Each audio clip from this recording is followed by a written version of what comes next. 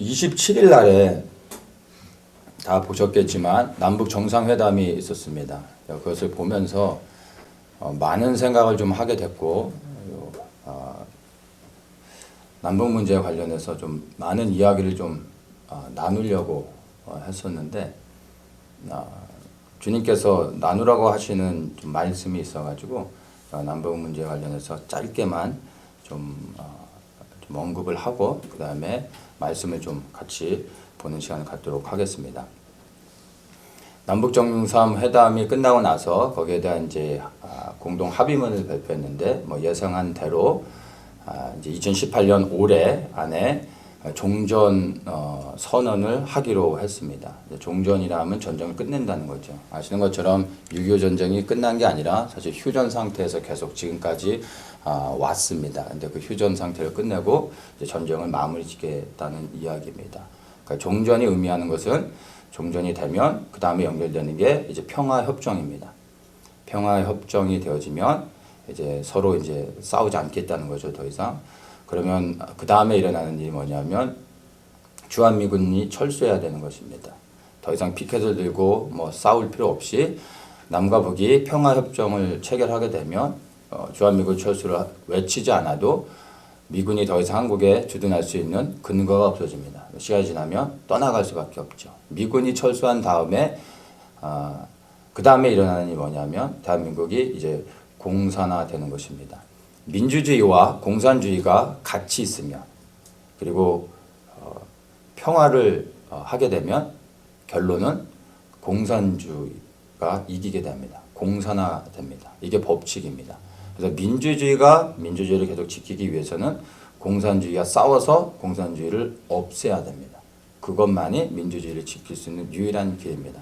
근데 지금 대한민국이 북한과 평화하기로 했다라는 얘기는 사실은 대한민국의 공산화를 선언한 것이나 마찬가지입니다. 이 상태로 계속 흘러가게 되면 시간의 문제일 뿐이지 언젠가는 대한민국은 공산화가 되어지는 그런 상황 가운데 놓여져 있는 것을 우리가 보게 됩니다. 남과 북이 6.25 전쟁을 끝내고 휴전한 상태에서 지금까지 오면서 900회가 넘게 거의 1000번에 가깝게 북한이 군사 도발을 해왔습니다. 그리고 2번 정도 북한이 한국과 비핵화를 합의했었는데 그 비핵화, 그러니까 핵을 완전히 제거하는 그러한 합의를 2번이나 했었는데 그것으로 엄청난 경제적인 그 보상을 받고서 2번 다 북한이 그 합의를 위반하고 깨뜨렸습니다. 그거는 뭐 우리가 기사를 통해서 너무나 다 잘 알고 있는 거고요. 그리고 김정은이 자신의 고모부인 장성택을 고사총으로 처형을 했고 자신의 이복형인 김정남을 독극물로 살해했습니다. 그리고 지난 7년 그 정권 기간 동안에 수많은 북한의 최고위 지도자들을 처형했습니다. 그러니까 그 이유가 너무 황당한 거죠. 김정은이 연설하고 있는데 졸았다고 처형하고 자기 말대로 따르지 않는다고 말대꾸했다고 시키는 대로 안 한다고 뭐 여러 가지 갖가지 이유가 너무나 황당한 그러한 이유들로 수많은 고위직 관리들도 처형을 당했다는 것을 우리가 너무나 잘 알고 있습니다. 근데 이런 김정은과 평화를 논하고 있는 겁니다. 대한민국이. 그것이 지금 우리 대한민국의 상황인데 더욱더 충격적인 것은 많은 대한민국의 국민들이 그것을 바라보면서 정말 이제 곧 남과 북이 평화협정이 체결되고 진짜 평화가 올 것처럼 환영하면서 박수치고 기대하고 있다라는 것입니다. 이것이 우리를 더 충격스럽게 하고 있는 겁니다. 남북 정상회담이 있기 좀 전에 무슨 일이 있었냐면 말레이시아에서 팔레스타인 테러 단체인 이 하마스가 북한산 무기를 밀수하려다가 모사드 요원에 의해서 암살되는 사건이 있었습니다. 그게 이제 국제뉴스에 나왔습니다. 그리고 잘 아시는 것처럼 얼마 전에 북한에서 중국 관광객들을 태운 버스가 빗길에 전복돼 가지고 거의 전원이 사망하는 사고가 있었습니다. 32명의 중국 사람이 죽고 2명이 중태에 빠졌고 4명의 북한 사람들도 죽었습니다. 그러니까 버스 사고로 거의 전원이 다 사망한 겁니다. 빗길에 대형 버스가 전복됐다고 해서 대형 버스에 탄 사람들이 전원 사망하는 것은 불가능한 겁니다. 낭떠러지에 떨어진 것도 아니고 그건 불가능합니다. 근데 거의 전원이 사망을 했습니다. 그리고 북한 사람이 4명이 탔는데 그 사람들의 신원은 일반인들이 아니라 북한 특수공작원들이라고 중국 매체에서 이제 얘기했습니다. 이 중국 사람들이 누구냐면 일반 관광객들이 아니라 친북 성향의 중국 학자들입니다. 더 구체적으로는 이 사람들이 북한의 핵 개발을 지지하고 도와주는, 그래서 중국 정부에 영향을 미치는 그런 사람들입니다. 그러니까 북한이 핵을 만들어서 이 핵을 가지고 미국을 대항할 수 있도록 도와주고 있었던 친북 성향의 중국 사람들이 관광버스를 타고 북한에 와서 돌아다니다가 다 죽은 겁니다. 북한에서 교통사고로 죽는 것은요, 정말 어렵습니다. 저도 북한에 가보진 않아서 모르지만, 북한은 거의 고위급 간부들 아니면은 차를 운전할 일이 없죠. 그래서 교통사고로 사람이 죽는다는 것은요, 정말 불가능합니다. 그런데 교통사고로 사람이 죽었을 때는 거의 100% 암살이라고 생각하면 되는 겁니다. 이 대형 버스가 다 이렇게 전복돼서 죽었다는 것은 누군가가 이제 의도적으로 암살했다고 보면 100%라고 볼 수 있습니다. 누가 했느냐는 중요하지 않습니다. 그렇게 해서 죽었다라는 것입니다. 그리고 최근 들어서 시리아 내에 북한의 지하 핵시설이 발견이 됐습니다. 지금 발견된 게 아니라 사실은 다 알고 있었던 건데 이제 그것을 드러낸 거죠. 그러니까 북한이 지금 평화협정을 체결하면서 앞으로 북한 내에 있는 모든 핵시설을 다 제거한다 할지라도 북한은 다른 곳에서 핵을 만들 수 있습니다. 그러니까 시리아에 북한의 핵시설이 있다는 것은 이란이 시리아를 도와주고 있기 때문에 이란과 같이 연합해서 핵을 계속해서 만들어 왔죠. 이란과. 근데 지금 시리아 내에서 그 일들을 이란과 함께 하고 있는 겁니다. 북한이 이제 시리아에서 핵 개발을 계속해서 핵을 만드는 순간 그 핵은 곧바로 이란이 갖게 되고 이란은 지체하지 않고 바로 이스라엘 향해서 핵을 쏘게 되어 있습니다. 이스라엘은 그걸 너무나 잘 알고 있죠. 그래서 지금 이스라엘이 그것을 알기 때문에 사실 분주하게 움직이고 있는 것을 우리가 좀 알 수 있어야 됩니다. 왜냐하면 이 이스라엘 사람들은 홀로코스트를 겪으면서 어느 누구도 자신들을 도와주지 않는다는 것을 이미 역사를 통해서 정말 처절하게 경험했던 사람들입니다. 그래서 자국의 안보를 지키는 것에서는 이스라엘 사람들은 목숨을 겁니다.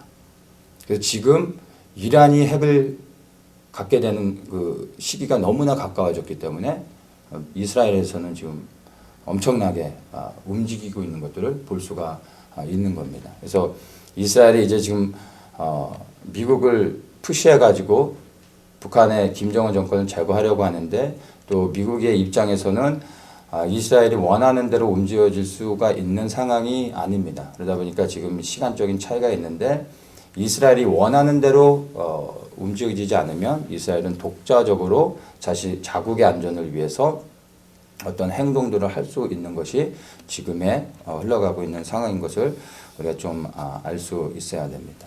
그러니까 감사하면서도 어떻게 보면 참 좀 첩첩하기도 한데 이스라엘과 우리 대한민국의 운명이 함께 좀 묶여서 같이 가고 있는 것을 우리가 볼 수 있습니다. 그러니까 운명 공동체라고 볼 수도 있는 것 같습니다.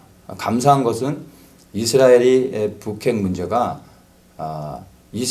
원래는 한국과 북한의 문제고 미국과 북한의 문제인 것처럼 보이지만 표면상엔 드러나지 않지만 이스라엘에게서는 더 중요한, 사실은 북한의 핵 문제는 이스라엘의 생존의 문제인 겁니다.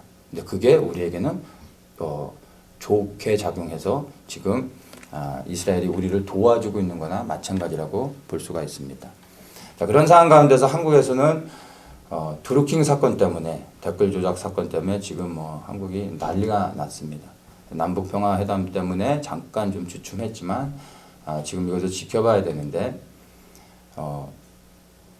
이 좌파 쪽에서 우파가 댓글 조작을 통해서 여론을 움직이고 해서 청와대를 공격하고 좌파들을 공격한다고 해서 경찰에 수사를 의뢰했는데, 수사한 결과가 우파가 한 게 아니라 좌파가 여론을 조작했다는 것이 드러났습니다. 그게 이제 드루킹이라는 실체가 드러난 건데, 이 드루킹의 실체를 파헤치면 파헤칠수록 끝도 없이 나오게 됐죠. 그래서 어디까지 가냐면 작년 2017년 대선에까지 이 드루킹이 여론을 조작하면서 이 대선에 엄청난 영향을 미쳤다는 것까지 이미 조사가 되어지고 있는 상황입니다.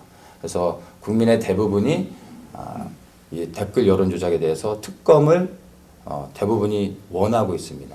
청와대도 그 흐름 안에서 반대할 수가 없어서 국회에서 통과되면은 특검을 수용하겠다라고 했는데, 당연히 여당에서는 좌파 쪽에서 엄청나게 막겠죠. 지금 이제 이런 상황 가운데 있음을 우리가 좀 보게 됩니다. 이 드루킹 사건 때문에 이제 특검이 만약에 실제로 진행이 되면요, 그러면 문재인 정권은 그걸로 인해서 실각하고 무너질 수 있습니다. 문재인 정권이 무너지면 북한은 바로 무너지는 겁니다. 네, 그런 상황으로 지금 가고 있는 것을 우리가 좀 볼 수가 있습니다. 자, 사실은 미국이 지금 북한을 사실 폭격해서 무너뜨리는 것은 사실은 일도 아니죠. 한 30분이면 끝나버리는데, 지금까지도 북한을 건드리지 않고 기다리고 있는 것은 다른 것이 아니라 사실은 한국 때문에 그럽니다. 북한을 끝내고 그 다음에 한국과 함께 북한으로 올라가서 사실은 중국을 견제하며 중국을 이렇게 막아야 되는데, 한국 정부가 종북 세력일 뿐만 아니라 지금 주사파들이 장악하고 있는 이 한국 정부는 친중 성향입니다. 그렇기 때문에 북한을 무너뜨리고 나서 한국과 연합해서 중국을 대적할 수가 없는 상황입니다. 그러니까 미국이 볼 때 지금 대한민국의 정부는 미국 편이 아니라 중국 편이기 때문에 적과 함께 연합할 수가 없는 거죠. 믿을 수가 없기 때문에 북한을 공격할 수가 없는 겁니다. 그래서 도널드 트럼프의 입장에서는 북한을 제거하는 게 중요하지 않고, 사실 한국의 지금 친중 세력, 이것을 친미 세력으로 바꾸는 것이 더 중요합니다. 이 작업을 하고 나서 그 다음에 북한을 정리할 수가 있는 겁니다. 그래서 지금 여러 가지로 시기적으로 좀 어려운 부분들이 있고, 이스라엘과 그 의견들이 맞지 않을 수밖에, 다를 수밖에 없는 것입니다. 자, 그래서 미국이 지금 한국을 이렇게 흔들고 있는데, 이 드루킹 사건이 뉴스에서는 그러니까 여당이, 그러니까 좌파들이 실수로 이것을 알지 못해가지고 수사를 의뢰해가지고 실수로 이런 사건이 일어난 것처럼 보도되고 있지만, 그게 정말 실수 때문인지 아니면 의도적으로 알고 이것을 흘려서 이런 사건들을 만든 것인지 우리는 알 수가 없습니다. 중요한 것은 지금 이것 때문에 지금 문재인 정권이 위기 가운데 있다는 것입니다. 그래서 이것을 통해서 한국이 흔들리고 정권이 교체되는 일이 있으면 사실은 너무 좋은 거죠. 근데 그런 일까지 일어날 수 있을지는 사실은 우리가 또 알 수가 없습니다. 어떻게 되어질지 기도하면서 주님께 이제 올려드리는 것 외에는 다른 길이 없습니다. 그래서 많은 시나리오가 있는데, 북한이 무너지기 이전에 한국 정권이 먼저 바뀌는 일들이 일어날 수 있다라는 것을 우리가 또 생각해야 됩니다. 그러니까 모든 시나리오가 오픈되어 있는 상태에서 우리가 어느 하나를 집중하며 기도하는 것이 아니라 하나님이 기뻐하시고 하나님이 원하시는 일들이 일어날 수 있도록 위해서 우리가 좀 포괄적으로 기도할 필요가 있습니다. 자, 이런 상황 가운데서 사실 좀 안타까운 것은 많은 사람들이 지금 초점이 전 세계적으로 북한의 비핵화 그리고 남과 북의 평화에 대해서 초점을 맞추면서 말하고 있습니다. 근데 사실 이것이 하나님 보실 때는 선하지 못한 겁니다. 어떻게 보면 정말 악한 의도일 수 있습니다. 왜냐하면 우리의 관심은 비핵화를 통해서 이제 평화를 원하는 거죠. 평화 자체가 나쁜 것은 아니지만 사실 우리는 평화를 원하지만 하나님이 정말 원하시는 것은요, 평화가 아니라 북한 동포의 구원입니다. 그 북한 동포와 하나님의 백성들을 하나님은 구원하기 원하시는데 대한민국은 지금 평화를 원하고 있습니다. 이 평화를 원하고 있는데 그 평화를 원하고 있는 그 외치고 있는 그 평화라는 것 안에 무엇을 담고 있는지를 보면요, 그냥 내가 살고 싶은 거예요. 살던 대로 계속 살고 싶은 거예요. 먹고 싶은 거 먹고 보고 싶은 거 보고 놀러 가고 싶은데 놀러 다니는, 그냥 여전히 지금처럼 살아온 대로 계속해서 살아가고 싶은 거예요.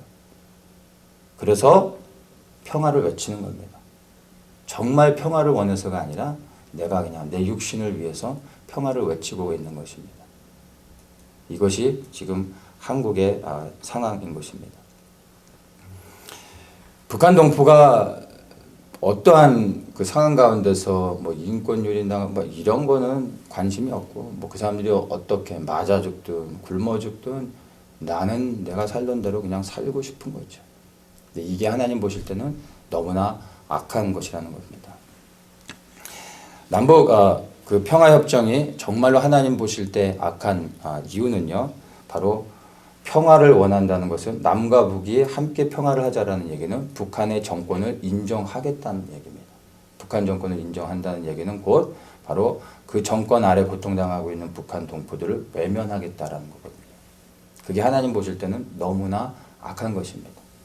그 동포들은 계속해서 북한 정권을 인정해 주게 되면 2천만이 넘는 우리의 동포들은 계속해서 고통당하고 죽어나가게 되는 거죠. 그래서 외면하겠다는 것입니다. 근데 하나님께서 정말로 대한민국을 지켜보시면서 하나님께서 진노하는 대상은요, 한국이 아니라 사실은 한국 교회입니다. 왜냐하면 대한민국의 통일은 하나님께서 한국 정부에게 맡기신 게 아닙니다. 한국 교회에게 맡기신 것입니다. 그래서 하나님께서 한국 교회를 유례가 없이 세계의 역사가 없게 한국을 경제적으로 축복해 주셔서 교회가 부흥하게 하셨고 교회를 세워주셨고 번영을 누리게 해주셨습니다. 그걸 통해 북한의 동포를 구원하라고 하나님께서, 그래서 정말 세계 역사 가운데 유례가 없는 대한민국의 놀라운 교회의 성장을 허락해 주셨습니다. 근데 교회는 사명을 감당하지 못하고 우리 하나님이 주신 축복으로 무너져 있고 북한의 동포들을 외면하고 있고 교회 사람들조차도 김정은과 함께 평화하는 것을 환영하고 있는 것이 한국의 영적인 실상인 것입니다. 북한은요, 지금도 죽은 김일성이 통치하는 지구상에 존재하는 최악의 이단 집단소입니다. 나라가 아니라 깡패 집단입니다. 근데 그냥 깡패 집단이 아니라 정말 국가적인 이단 집합소입니다. 북한의 신은 김일성이 되는 거죠. 그가 신이고 그가 태양입니다. 교리는 주체사상이죠. 그리고 북한의 주민들은 그 이단 집단소에 이단에게 속고 억압당하고 고통당하고 있는 불쌍한 신도들입니다. 그들을 구원할 수 있는 사람들은 사실 교회입니다. 교회가 이 북한 성도들을 품어야 됩니다. 그래서 하나님께서 지금의 한국의 상황들을 보시면서 진노하고 있는 대상이 사실은 한국 교회인 것입니다. 한국이 모든 선교를 다 합니다. 세계 모든 선교사를 다 내보내고 정말 엄청나게 선교들을 했는데 세계 선교 가운데서 대한민국이 가장 약한 선교가요? 북한 선교입니다. 제일 하기 힘들고 돈이 또 제일 많이 들어가고 북한 사람 하나 탈북시키는데 예전에는 뭐 몇백만 원이면 됐는데 요즘은 뭐 1,000만 원 단위가 넘어간답니다. 2천만 원까지도 하고 그런데. 그러니까 뭐 2천만 원 들여서 한 사람 데려오는 게 힘든 거죠. 그리고 이건 목숨을 걸고 해야 되잖아요. 교회들이 외면합니다.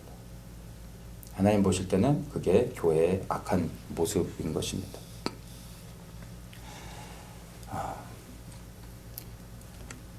1948년 9월 9일 날에 북한 정부가 수립됐습니다.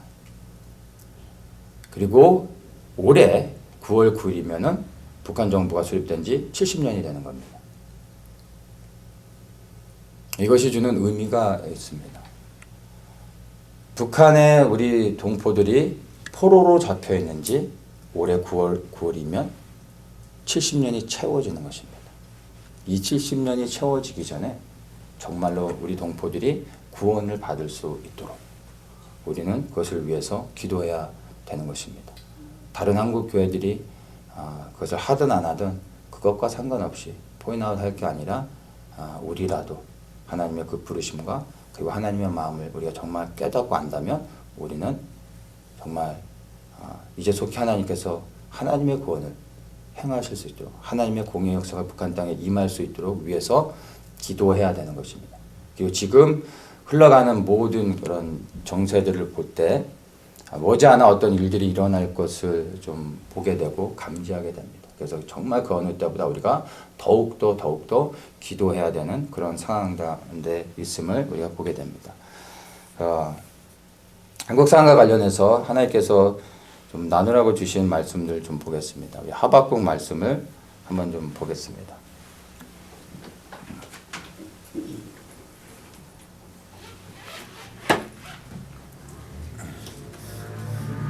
이 하박국 말씀은 이미 남유다를 향해 이스라엘을 향해 성취된 예언의 말씀입니다.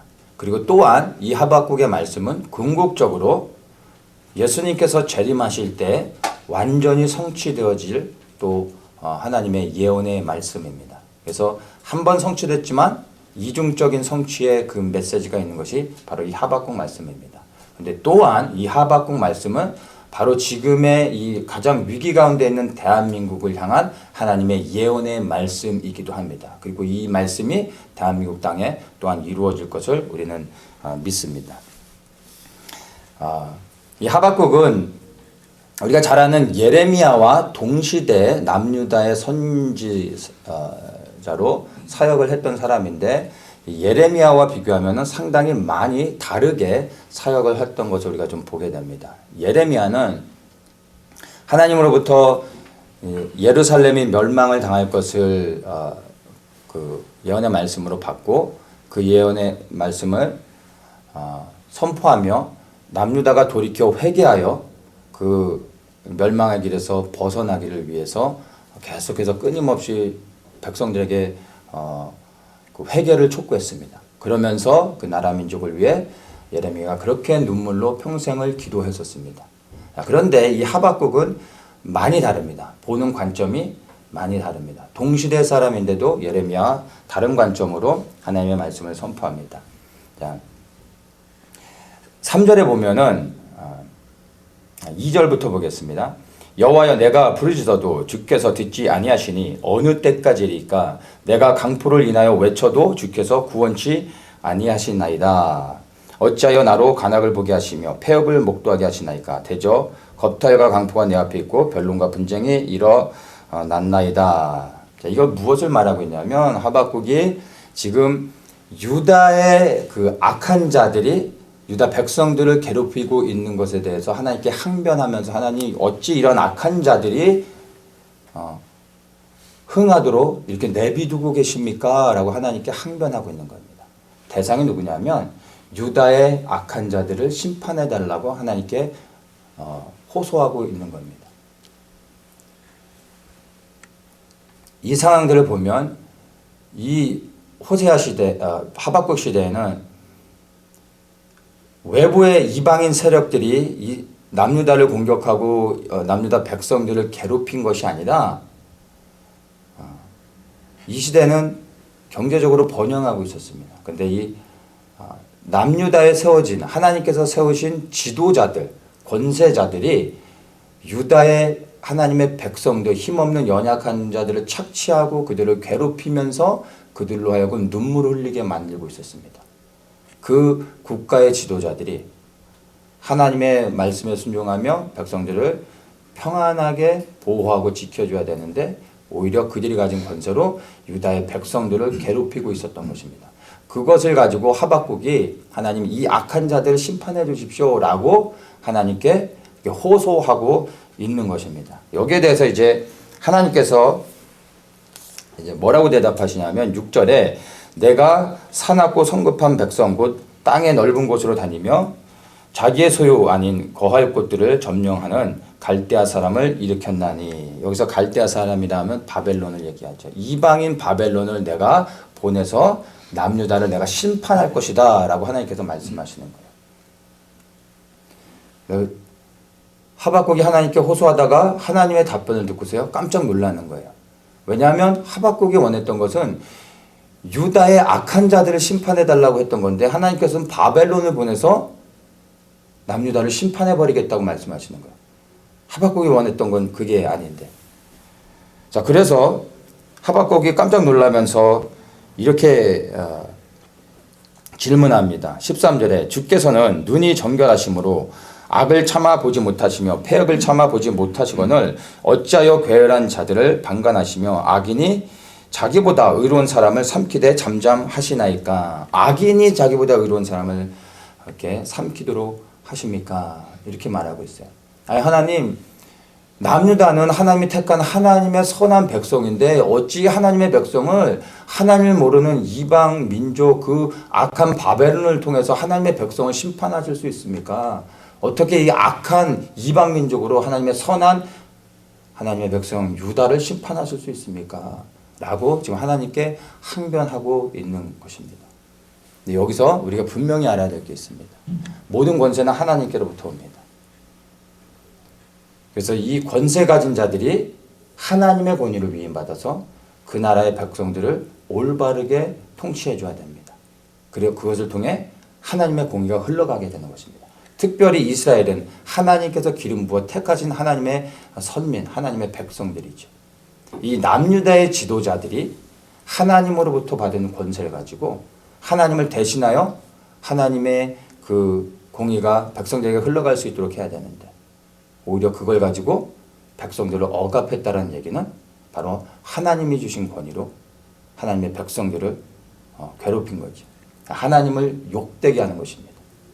그런데 하나님께서 세우신 지도자들의 죄악은요, 곧 국가의 죄악이 됩니다. 왜냐하면 그 지도자들은 그 나라를 대표하는 것이기 때문에 그들이 행한 모든 것들은 곧 국가의 결정이 되는 것입니다.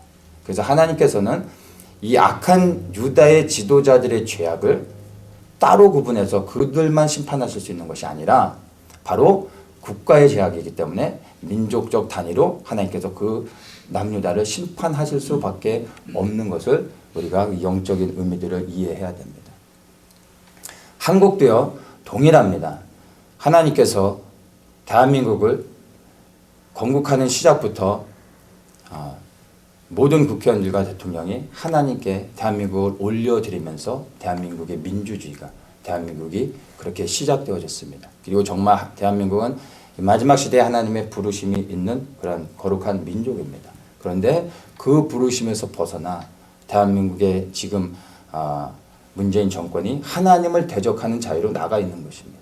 하나님 보실 때 이 정권만을 심판하실 수 있는 게 아니라 바로 대한민국 전체를 하나님의 진노 아래 두고 하나님이 심판하실 수밖에 없는 상황 가운데 놓여져 있음을 우리가 볼 수 있어야 되는 것입니다. 지금 대한민국에 놓여진 상황이 바로 그렇다라는 것을 우리가 볼 수 있어야 됩니다.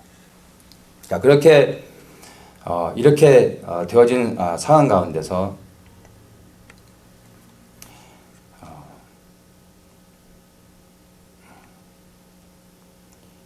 이제 2장을 보면요, 이 하박국이 정말로 어떻게 악인을 통해 선한 하나님의 백성 의인들을 심판하실 수 있습니까? 라고 정말 충격적으로 놀라면서 하나님께 이렇게 항변하고 있을 때 하박국 2장 3절에서 하나님께서 거기에 대한 답변을 하십니다. 이 묵시는 정한 때가 있나니 그 종말이 속히 이르겠고 결코 거짓되지 아니하리라. 비록 더딜지라도 기다리라. 지체되지 않고 정령 응하리라. 보라, 그의 마음은 교만하며 그의 속에서 정직하지 못하니라. 그러나 의인은 그 믿음으로 말미암아 살리라. 자, 여기서 그의 마음은 교만하며 할 때 그는 누구를 말하냐면 바로 바벨론을 말하는 것입니다. 하나님 어떻게 약한 바벨론을 통해서 하나님의 백성 유다를 심판하실 수 있습니까? 라고 하나님께 항변했을 때 하나님이 하신 답변이 너희들의 죄악으로 인하여 내가 유다를 심판할 수밖에 없지만 그것이 끝이 아니라 바벨론 또한 내가 반드시 심판할 것이다 라는 것을 하나님께서 하박국에게 말씀하고 있는 것입니다. 이게 바로 하나님의 공인 것입니다. 우리가 볼 때는 악이 득세하는 것 같지만 그것은 잠시 잠깐입니다. 하나님의 백성이 하나님 앞에 죄를 행하고 그 하나님의 법에서 떠나 범죄하였기 때문에 하나님의 공의의 역사는 그 이스라엘 백성 가운데 남유다에게 그 심판이 임할 수밖에 없었던 것입니다. 그러나 바벨론을 통하여 하나님께서 남유다를 심판하신다 할지라도 그 바벨론이 선하기 때문이 아니라 남유다가 하나님 앞에 죄를 저질렀기 때문인 것입니다. 그리고 이 바벨론 또한 하나님께서 반드시 약한 자들 또한 심판하시겠다라는 것을 하나님께서 말씀하고 계십니다. 그러면서 주시는 약속이 뭐냐면요. 그러나 의인은 그 믿음으로 말미암아 살리라 말씀하십니다. 내가 너희들의 죄악으로 인하여 유다를 심판할 수밖에 없지만 내가 그런 가운데 심판 가운데 의인은 내가 살려줄 것이다. 내가 의인들은 보호해 줄 것이다 라고 하나님께서 약속해 주고 계신 것입니다. 여기서 그 의인이 누구입니까? 예레미야 같이 이 나라의 위기 가운데서 심판 앞에서 하나님 앞에 나아가 통곡하며 우는 자들, 하박국과 같이 정말 하나님 앞에 나아가 소리 지르면서 하나님 앞에 울부짖는 이러한 사람들, 바로 이러한 사람들이 하나님 보실 때 의인인 것입니다. 하나님께서 유다를 심판하시지만 하나님 보실 때 의인들, 하나님의 편에 서서 백성들의 편에 서서 눈물로 통곡하며 울고 있는 하나님의 이 선한 의인들은 심판 가운데서도 반드시 이들을 보호해 주실 것이라는 것을 약속해 주고 계시는 것을 우리가 볼 수가 있는 것입니다. 이것이 우리에게 위로가 되어지기 원합니다. 한국 땅에요, 우리 눈에는 보여지지 않지만 하나님께서 많은 의인들을 일으켜 세우고 있는 것을 우리가 볼 수 있어야 됩니다. 이것이 믿어져야 됩니다. 한국이 지금 너무나 번영했기 때문에 많은 기도원들이 다 문을 닫습니다. 기도하러 가지를 않죠. 그런데 이제 나라의 민족의 위기 앞에서 수많은 사람들이요 다시 몰려들기 시작했습니다. 나라와 민족을 걱정하는 사람들. 그래서 천보산 민족기도원 같은데 전국의 중보자들이 모여들어서 끊임없이 모여서 기도합니다. 매주 모이는데 적게는 2-3천 명, 많게는 4-5천 명이 모여서 천보산 민족기도원에서 나라 민족을 위해서만 기도합니다. 오살리 금식기도원에서도 나라 민족을 위해서 기도하는 일들이 계속해서 일어나고 있습니다. 기존의 교회에서 하나님께서 구별해 내신 사람들이 모여서 새로운 교회들이 생겨나는데 이 교회들이 교회 설립 목적 자체가 나라와 민족을 위해 기도하는 그 하나의 이유를 가지고 교회들이 세워지고 하루에 3번, 4번, 5번 끊임없이 24시간 기도회를 돌려가면서 나라와 민족을 위해 기도하고 있는 교회들이 많습니다. 누수에는 당연히 안 나죠. 그런데 이런 교회들이 있습니다. 하나님께서 의인들을 세워가고 있습니다. 이러한 자들이 있기 때문에 눈에 보여지는 것은 절망이지만 하나님께서 이 의인들의 기도를 들으실 것입니다. 그리고 심판 가운데서도 하나님께서 이 의인들을 보호하시고 남은 자들이 되어져서 하나님께서 이들이 북한의 동포들을 품고 이 대한민국에 대한 부르심을 감당할 수 있도록 하나님께서 그 일들을 행하실 것을 우리는 믿을 수 있어야 됩니다. 자,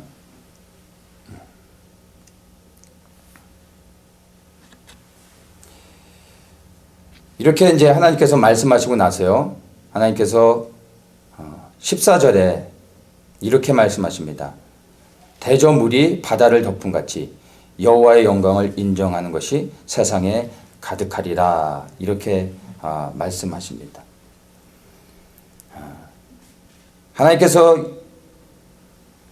이 남유다를 멸망시키는 바벨론을 반드시 심판하실 것이라는 것을 말씀하고, 그리고 의인들을 보호하실 것도 약속하시면서 8절에 보면은 이 바벨론에 대한 멸망, 그들을 심판하실 것에 대해서 분명하게 말씀하시죠. 내가 여러 나라를 노략하였으므로 그 모든 민족의 남은 자가 너를 노략하리니 이는 내가 사람의 피를 흘렸으며 또 땅의 성읍에 그 안에 모든 거민에게 강포를 행하였습니다. 이렇게 말씀하시면서 바로 우리가 잘 아는 14절의 말씀, 물이 바다 덮음 같이 여호와의 영광을 인정하는 것이 세상에 가득하리라. 이 약속을 우리에게 주고 계신 것입니다. 당장에는 정말 악한 자들이 흥하는 것 같지만 결국에는 하나님의 공의가 온 열방 가운데 흘러넘치고 그 하나님의 공의로 온 세상을 하나님께서 충만히 덮으실 것이라고 하나님께서 친히 이 탄원하고 있는 하박국을 향하여서 하나님께서 선포하며 말씀하고 있는 것을 우리가 볼 수가 있는 것입니다. 이것이 우리의 믿음의 눈으로 정말로 보여지기를 원합니다. 이게 보여지고 믿어질 때 우리가 지금 눈앞에 놓여진 상황과 상관없이 하나님의 신실하심을 믿으며 우리가 기도의 자유로 들어갈 수 있는 것입니다. 정말로 하나님의 공의가 대한민국 땅 위에 하나님의 시간에 반드시 충만히 덮여지며 하나님의 뜻 안에서 대한민국이 다시 일어나 하나님의 사명을 감당하기에 하는 일들이 있을 것입니다. 자, 이렇게 하나님의 말씀, 하나님의 이 약속을 듣고 난 후에 20절에 보면은 하박국이 이런 고백을 합니다. 이제 20절에는 하나님의 말씀들을 듣고 나서 하박국이 하나님께 이제 그가 고백하는 이야기입니다. 오직 여호와는 그 성전에 계시니 온 천하는 그 앞에서 잠잠할지니라. 아멘. 이 말씀의 의미가 뭔지 압니까? 하나님, 이제 하나님의 신실하심을 믿게 됐어요. 눈앞에 보여지는 현실은 암담하지만 하나님의 약속의 말씀을 믿고 났더니 그가 이제는 확신이 든 거예요. 그래서 세상의 주관자가 하나님이시구나. 세상을 통치하시는 분이 여호와 하나님이시구나. 하나님께서 선한 일을 하나님의 시간에 하나님의 뜻을 이루실 것을 믿습니다. 그러니까 모든 세상의 것들은 여호와 하나님 앞에 잠잠할지어다 라고 감히 고백하며 선포할 수 있는 것입니다. 정말로 대한민국의 상황이 우리가 볼 때는 이미 대한민국은 사망을 당했고 절망 가운데 놓여졌다 할지라도 역사의 주관자, 대한민국의 주인은 여전히 여호와 하나님이신 것입니다. 그분은 선하십니다. 대한민국의 부르심은 아직 끝나지 않았고 하나님은 대한민국을 여전히 보고 계십니다. 여호와의 영광이 대한민국 안에 충만히 임하는 그날이 있어질 것입니다. 우리는 그것을 하박국과 같이 보고 이러한 고백을 하나님께서 행하실 것입니다. 하나님의 뜻이 이루어질 것을 우리는 믿습니다. 라고 하박국과 같이 이렇게 고백을 올려드리며 하나님께 영광을 올려드릴 수 있어야 되는 것입니다. 그러고 난 후에 이제 3장에 보면요. 하박국이 이제 하나님 앞에 다시 이렇게 기도하며 나아갑니다. 2절에 여호와여 내가 주께 대한 소문을 듣고 놀랐나이다. 여호와여 주는 주의 일을 이 수년 내에 부은께 없소서. 이 수년 내에 나타내시옵소서. 진노 중에라도 긍휼을 잊지 마옵소서. 이제 하박국이 절망 가운데서 포기하고 그냥 무너지는 것이 아니라 하나님께서 남유다를 심판하시지만 그 심판 후에 하나님께서 다시 바벨론을 심판하시고 유다를 회복하실 것을 이제 보게 된 거예요.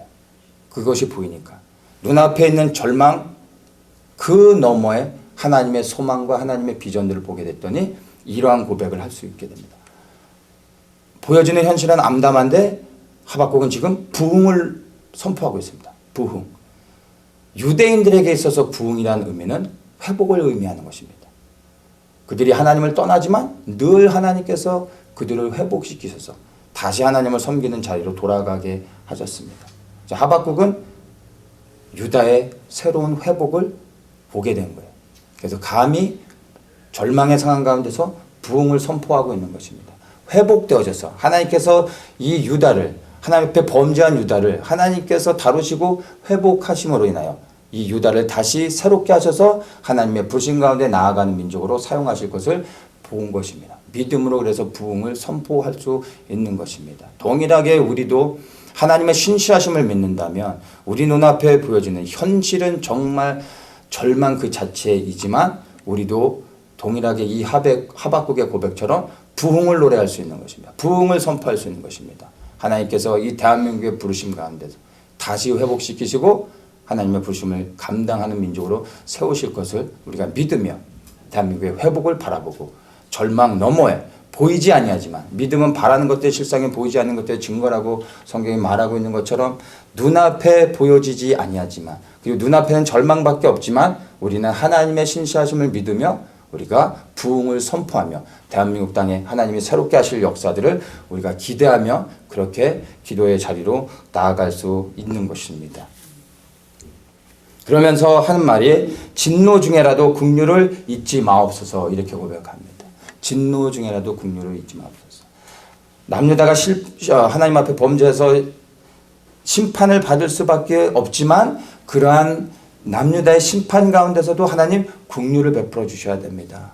이거예요. 이 긍휼의 은혜가 누구에게 흘러갑니까? 바로 2장에서 말했던 의인들입니다. 의인은 믿음으로 말미암아 살리다 했던 그 의인들. 하나님의 긍휼의 은혜는 모든 사람에게 흘러가는 것이 아니라 하나님의 심판 때의 긍휼의 은혜는 오직 하나님이 보실 때 선한 의인들입니다. 근데 그 의인들이 우리가 본 것처럼 바로 지금 대한민국을 위하여 통곡하며 우는 자리로 나아가는 것입니다. 예수님을 믿기 때문에 너무나 행복하고 예수님 때문에 너무나 많은 축복을 받아서 간증하고 자랑하고 즐거워하는 사람들이 아니라 나라의 민족의 위기 앞에서 통곡하면서 하나님 앞에 우는 자리로 나아가고 있는 자들, 애통하는 자들, 이들이 하나님이 보실 때는 대한민국의 의인들이 되는 것입니다. 하나님께서 이들을 반드시 살려주실 것이고 그리고 그것을 믿기 때문에 하박국도 진노 중에라도 긍휼을 베풀어 주시옵소서. 하나님 대한민국 땅을 향해 하나님의 심판이 정해졌다 할지라도 하나님 그 심판 가운데서 하나님 앞에 선한 의인들 통곡하며 나라 민족을 위해 울고 있는 자들 아버지 이들을 기억해 주셔야 됩니다. 이들을 보호해 주셔야 됩니다. 라고 하나님께 기도하고 있는 것을 우리가 볼 수 있습니다. 이것이 우리의 역할입니다. 대한민국 땅에 수많은 중보자들이 일어날 수 있도록 우리는 이 바깥에서 미국에서 하나님의 생계의 역사가 대한민국에 흘러들어가 정말로 그 땅에서 직접 무릎 꿇고 기도하는 수많은 하나님이 보실 때 인정할 수 있는 의인들이 더 많아질 수 있도록 그래서 더 많이 모여 기도하며 나라 민족을 위해 기도할 수 있도록 그 이 의인들이 생기를 가지고 두려움 없이 계속해서 끊임없이 하나님 앞에 기도할 수 있도록 우리는 이 바깥에서 생기가 역사할 수 있도록 위에서 우리는 중보해 줘야 되는 것이 우리의 역할인 것입니다. 그러면 하나님께서 반드시 하나님의 선하신 일들을 이루실 것을 우리는 믿습니다. 자, 그렇게 하박국이 이제 절망 가운데서 낙담하고 포기하는 것이 아니라 그 너머에 있는 하나님의 소망들을 보았기 때문에 그가 이제는 정말 눈에 보여지는 현실과 상관없이 부흥을 말하며 하나님의 신뢰하는 가운데 소망과 확신으로 기뻐하고 있는 것을 우리가 보게 됩니다. 그러면서 이제 17절을 보면요. 이런 고백을 합니다. 우리가 너무나 잘 아는 말씀이죠. 비록 무화과 나무가 무성치 못하며 포도나무에 열매가 없으며 감람나무에 소출이 없으며 밭에 식물이 없으며 우리의 양이 없으며 외양간에 소가 없을지라도 나는 여호와를 인하여 즐거워하며 나의 구원의 하나님을 인하여 기뻐하리로다. 우리에게는 이것도 없고 저것도 없고 없을지라도 여호와로 인하여 즐거워하고 기뻐하겠습니다. 라는 고백을 하고 있는 것입니다. 이 고백을 우리가 잘 생각해야 됩니다. 없을지라도 내가 즐거워하고 기뻐하겠습니다가 아니라 없기 때문이 아니라 없음에도 불구하고가 아니라 그 없음 너머에 있는 하나님께서 새롭게 회복하실 것들을 보았기 때문에 지금 없는 상황 가운데서도 절망 가운데서도 하나님으로 인해 나는 기뻐하고 즐거워하겠습니다 라고 말하는 거예요. 하나님의 심판이 끝이 아니라 그 심판 뒤에 하나님께서 새롭게 하시고 회복하시고 하나님의 뜻을 이루실 것을 보았기 때문에 절망 가운데서도 오히려 기뻐하고 즐거워할 수 있다라는 것을 고백하고 있는 것입니다. 정말로 지금의 현실은 공산화가 이미 되어진 것처럼 보여지지만 그 너머에 하나님이 회복하실 것들 우리가 정말로 소망할 수 있어야 되고, 그것을 인하여 하나님께서 새롭게 하셔서 대한민국을 하나님의 부르신 가운데 다시 일으키실 것을 믿음의 눈으로 보면서 지금의 이 상황 가운데서 우리가 하나님을 신뢰하며 기뻐하고 즐거워할 수 있어야 되는 것입니다. 19절에서 이렇게 마지막으로 고백합니다. 주 여호와는 나의 힘이시라. 나의 발을 사슴과 같게 하사 나로 나의 높은 곳에 다니게 하시리로다. 사슴을 비교합니다. 이 사슴은 이 평야도 많이 뛰어다니지만 이 사슴의 주특기가 뭐냐면 험한 산길을 뛰어다니는 거예요. 이 사슴이 주로 다니는 곳이, 이렇게 즐겨 다니는 곳들이요, 골짜기, 험한 산길, 낭떠러지 이런 데 다니는 것을 좋아합니다. 그러니까 다른 동물들에게는 이것이 위험하죠. 사람들에게도 너무나 위험하죠. 험한 골짜기를 다닌다는 게 얼마나 위험합니까? 얼마나 힘듭니까? 근데 사슴에게는요, 이런 곳이 놀이터예요. 그래서 사슴들이 정말 이 험한 골짜기를 막 다니는 거 보면요, 발이 정말 가볍게 막 뛰어다녀요. 그들에게 놀이터입니다. 이 산길을 다니는 것이 그들에게는 고통스러운 게 아닙니다. 나의 발을 사슴과 같게 하셨다라고 말하고 있습니다. 대한민국이 지금 험한 산길을 지나가고 있지만 하나님께서 대한민국에 사슴과 같은 발을 신겨 주실 때 그 고난이 고통스러운 것이 아니라 사슴과 같이 즐겁게 그것을 뛰어넘을 수 있는 그러한 은혜가 대한민국 땅에 임할 수 있다는 것입니다. 그래서 우리는 지금의 이 암울한 시기를 지나가지만 하나님께서 우리에게 사슴의 발을 주실 때 우리의 기도가 결코 쉽지 아니하지만 여전히 우리가 즐거워하며 기뻐하며 우리의 기도의 자리를 지키고 대한민국의 소망을 갖고 우리가 기도하며 나아갈 수 있음을 우리가 소망하고 그것을 붙잡을 수 있어야 됩니다. 그런데 이러한 일들이 정말로 대한민국 땅에 일어나기 위해서요, 하나님께서 우리에게 요구하시는 것이 있습니다. 그것이 하박국 2장 1절 말씀입니다. 우리 함께 하박국 2장 1절 말씀을 한번 읽도록 하겠습니다. 내가 내 파수하는 곳에 서며 성루에 서리라. 그가 내게 무엇이라 말씀하실는지 기다리고 바라보며 나의 질문에 대하여 어떻게 대답하실는지 보리라. 자, 이 말씀은요, 하나님께서 남유다에 대한 심판을 선포하시고 난 후에 하박국이 하나님 앞에 반응하며 보인 태도인 것입니다. 하나님께서는 남유다를 향하여 그들이 범죄했기 때문에 나는 남유다를 심판할 것이다 라고 말씀하셨는데, 하박국은요 여기서 포기하고 물러서지 않고요, 하나님께서 유다를 심판하실지라도 나는 여전히 내 자리를 지키겠습니다. 성루에 올라 이 성을 지키는 파수의 역할을 나는 여전히 감당하겠습니다 라고 고백하는 것입니다. 그리고 하나님께서 어떻게 하시는지 나는 지켜볼 것입니다. 이러한 고백을 하고 있는 것입니다. 하나님의 심판이 정해졌다 할지라도 여전히 하박국은 자신의 역할을 감당하겠다고, 포기하지 않겠다고, 그래요, 파수의 자리에 서겠다고 말하고 있는 것입니다.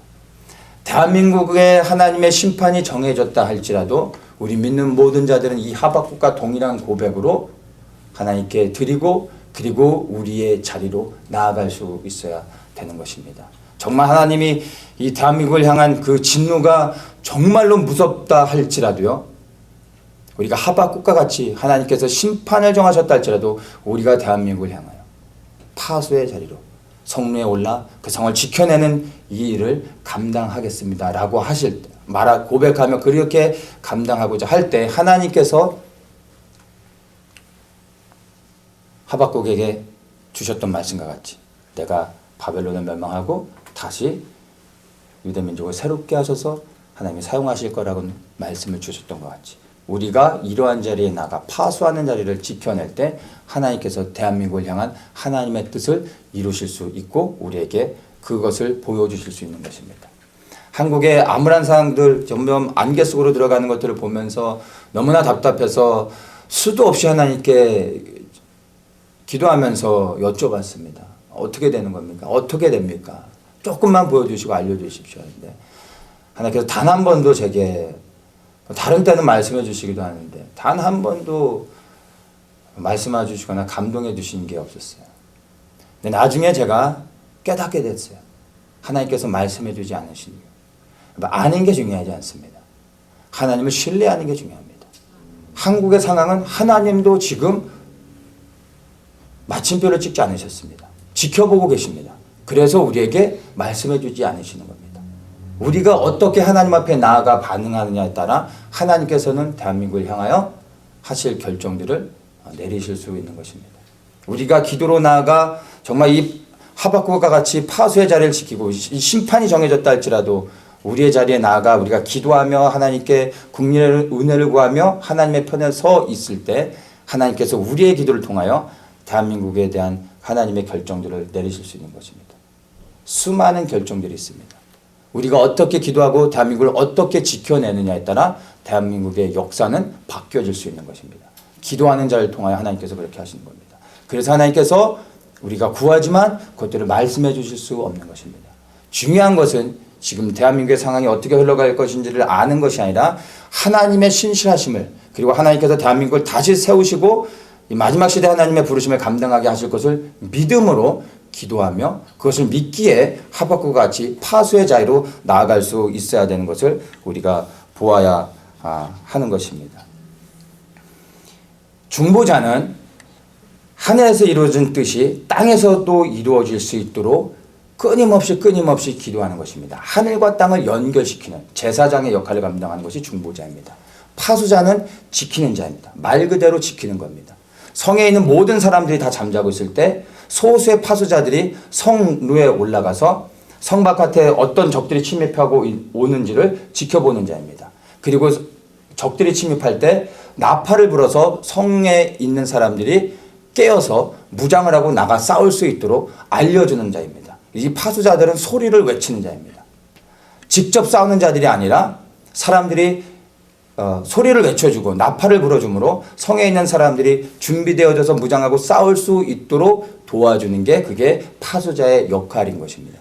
지금 대한민국에 정말 중요한 것이 수많은 중보자들이 일어나 정말 하나님의 뜻이, 하늘에서 이루어진 대한민국을 향한 하나님의 뜻이 이 땅에서도 이루어질 수 있도록 수많은 중보자들이 기도해야 되지만 지금 더욱더 우리가 기도해야 되는 것이 무엇이냐면 바로 이 파수의 자리를 지켜내야 되는 것입니다. 누군가 이 파수의 자리를 지키면서 소리를 내고 계속해서 끊임없이 선포할 때 한국 땅에 더 많은 중보자들이 일어나게 되는 것입니다.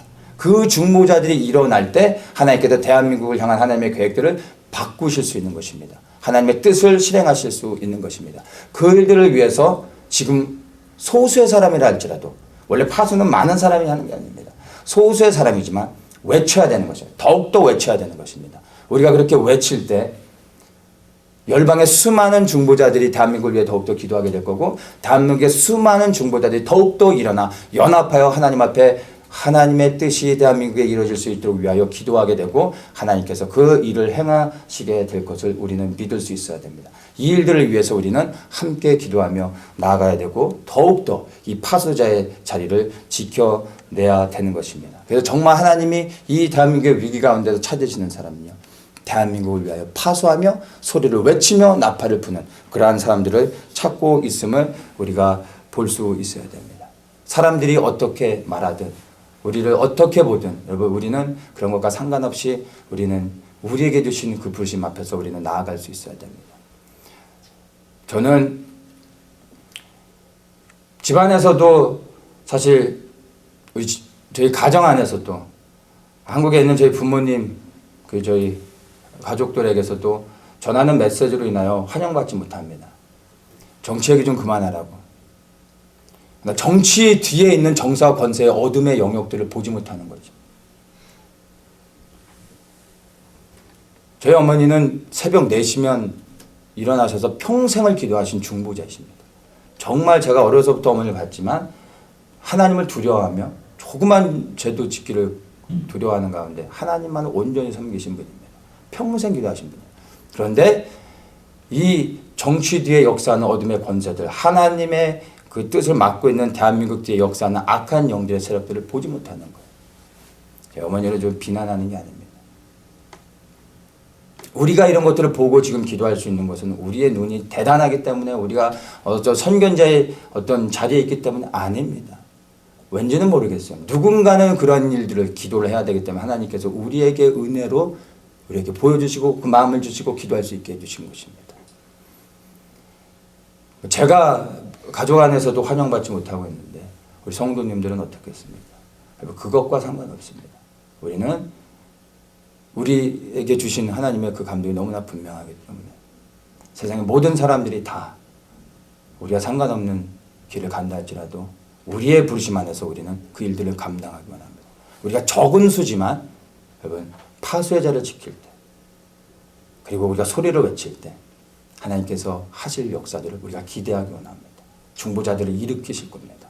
그리고 하나님의 뜻을 행하실 것입니다. 이 마지막 시대 대한민국이 다시 일어나 이 북한의 문을 열고 하나님의 부르심 가운데 이스라엘까지 나아가는 것이 바로 하나님의 우리 대한민국을 지켜보고 계시는 그러한 하나님의 눈동자가 있음을 우리가 기억하기 원합니다. 그리고 이 부르심을 위하여 정말로 우리가 함께 연합해서 그 어느 때보다 더욱더 파수의 자를 지키며 기도하는 모든 성도님들 되시길 예수님의 이름으로 축복합니다. 아멘.